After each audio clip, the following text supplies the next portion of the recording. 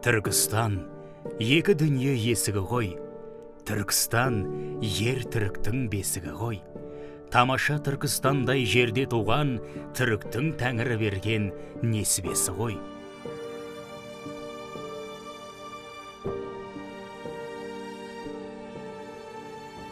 Ертеде Түркістанды Тұран дескен, Тұранда ер түрігім туып өскен, Тұранның тағдыры бар толқымалы, басынан көк тамаша күндер кешкен.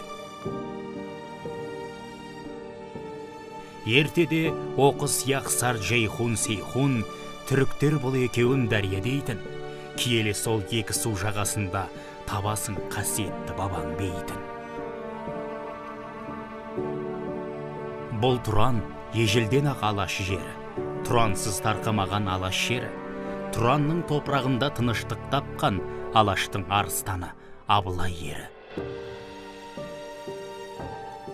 Шер батса, кім іздемес туған елін, тұлпарда көксемей ме туған жерін, арқаның ардагері қалың алаш, Тұран да біле білсең сенің жерің.